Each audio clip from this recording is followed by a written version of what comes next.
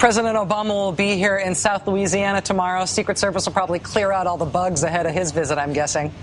It'll be the president's third trip to the state since the Deepwater Horizon rig exploded on April 20th. You want to think of what's happened since that explosion as, say, a war on oil, a fight against the resulting tide of oil from that explosion, a fight to save our country from that oil. Then Grand Isle, where we are right now, can reasonably be considered the front lines of that fight. What you're seeing on this map here are the federal and state fishing restrictions. The water is now closed to recreational and commercial fishing.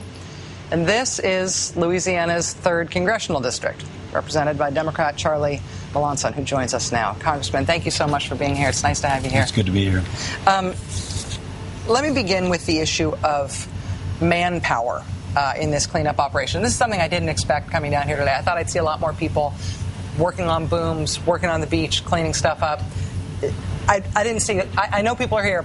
I didn't see that many of them, and I saw a lot of areas affected by oil. Are you satisfied that there's enough of a response in terms of the people here? Well, there's never going to be enough, particularly with the continuing flow of the well.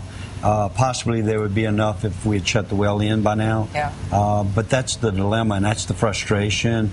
That's what's building the anxiety of the people that are here, is that after Katrina and Rita and Gustav and I, they thought they'd been through the worst, that they could be here. And where you are here in Grand Isle got physically every one of those storms, and then now it seems to be the focal point of where the oil seems to want to come ashore. And, of course, the difference between a disaster like this and disasters of those magnitude, the magnitude of those hurricanes, which, of course, was epic here, the difference here is that you can't just rebuild after the oil slick. There's the ongoing pollution issues challenge the way of life here in a way that's hard to imagine getting better in years, if not decades. But, you know, we've talked about the cure for cancer, and, of course, the dispersant's been an issue, and I was watching that segment just before, and they talk about how it leaves a film and it cuts the oxygen off from where it goes ashore.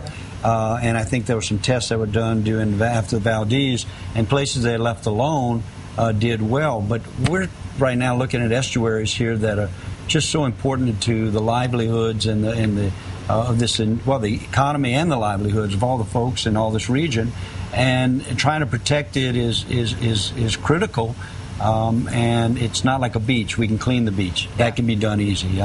The thing that's really got the angst up around here is the fear of losing their livelihoods, losing what they love the most, which is the land and the water. The oil industry is obviously very important to Louisiana's economy. A lot of money, a lot of jobs. So's fishing, though. So's tourism. So is the physical viability of the land here and the protection from storms that this land and the wetlands here provide to inland communities. At some point, I know you're a supporter of the oil industry, and it's a big part of the jobs in your district, the economy in your district. But at some point, is there a tipping point between oil and all these other interests that are put at risk by oil? Well, where we need to be is somewheres, and I've said this before, somewheres between the extreme right and the extreme left. That's not drill at all and drill, baby, drill. Yeah. Or maybe between drill, baby, drill and spill, baby, spill. Somewheres in the middle, we've got to find that which protects the lives and the workers that are out there, safety for them, and then protects the environment, the Gulf and the water surrounded and the estuaries surrounded. And I've got to believe that in this day and time, we can find the technology. If you'd have told me this happened off of South Africa or off of Brazil or off of some developing country somewhere in the world, I'd have said, well, I understand that. But off the United States, this is shameful. This is just, I'm like the people here. I'm mad. I'm frustrated. This is not like a hurricane where I can quantify the needs of the people. They are there. They are frustrated. They're angry because they don't know what the future holds for them at all.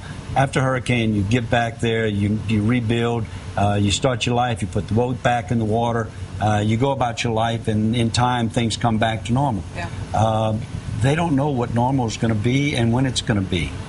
So it's a frustration. With the oil industry, what we've seen over decades is that they have made incredible technological advances toward drilling deeper, drilling farther, drilling more. Their production R&D is really space age and impressive.